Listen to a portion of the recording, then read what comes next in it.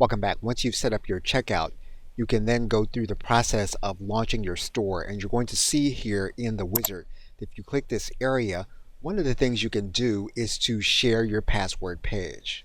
Now, the reason that you have a password page is so that you can get feedback on it from individuals before you go live without the password. And so you can click this link that says share your password page.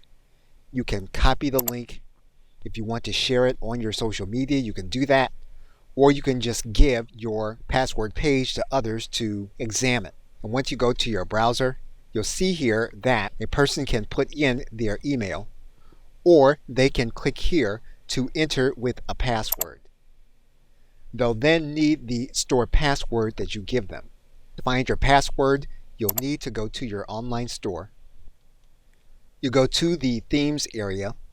You'll then click on disable password. You'll then want to copy the password, and you'll want to head back to your page. You'll then want to enter your store password. You'll then click enter. You'll click enter and you'll see the entire website that can be viewed by the individual with the password.